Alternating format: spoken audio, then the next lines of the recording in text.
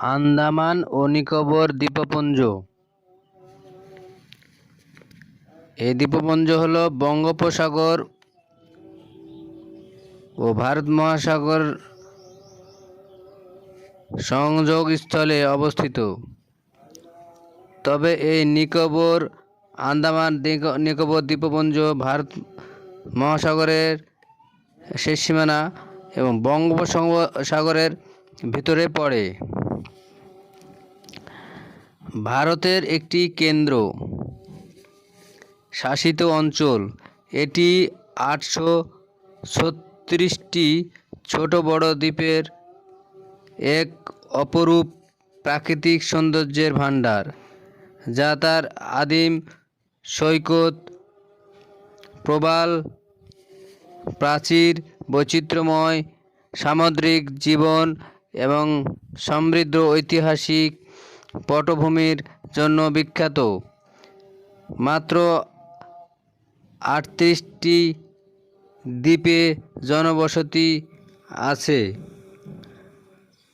এবং 38টি জনবসতিপূর্ণ দ্বীপ। দ্বীপগুলি দুটি প্রধান ক্লাস্টারে বিভক্ত: উত্তরে আন্দামান দ্বীপপুঞ্জ এবং দক্ষিণে নিকোবর দ্বীপপুঞ্জ। ভৌগোলিক তথ্য: আন্দামান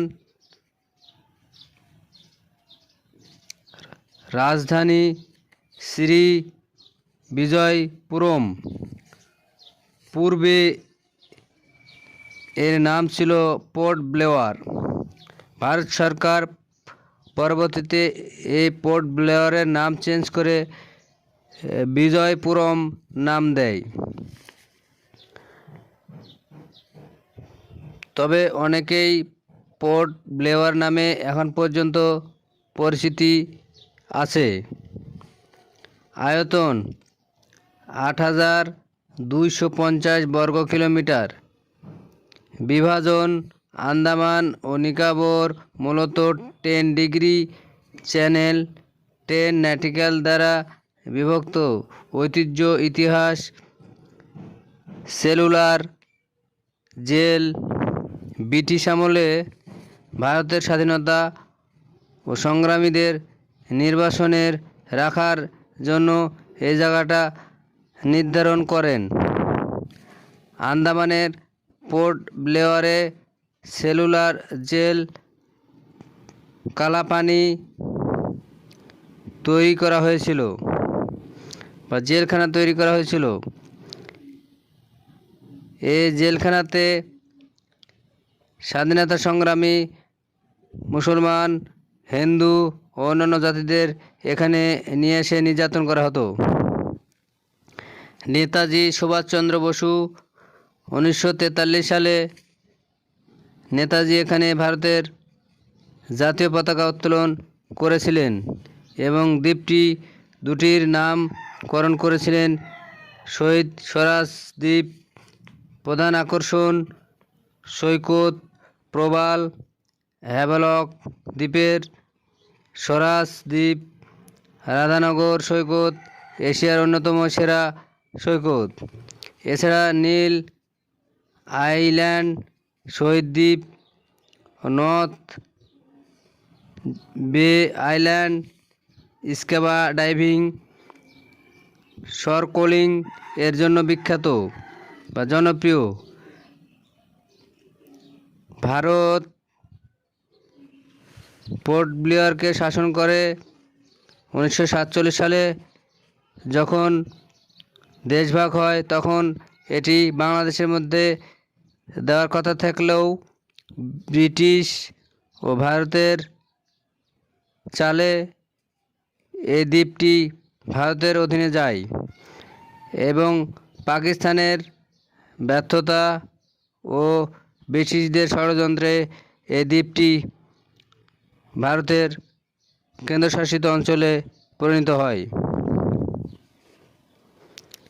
এশিয়ার অন্যতম সেরা সৈকত। এছাড়া নীল আইল্যান্ড, শহীদ দ্বীপ ও নর্থ বে আইল্যান্ড স্কুবা ডাইভিং এবং স্নরকেলিং এর জন্য বিখ্যাত বা জনপ্রিয়।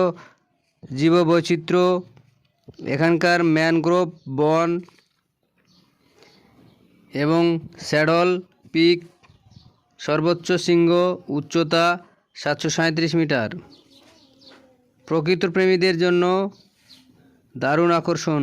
জাতিগোষ্ঠী ও উপজাতি বা জনগোষ্ঠী এই দ্বীপে বাঙালিদের পাশাপাশি বিভিন্ন আদিবাসী জনজাতির বাস।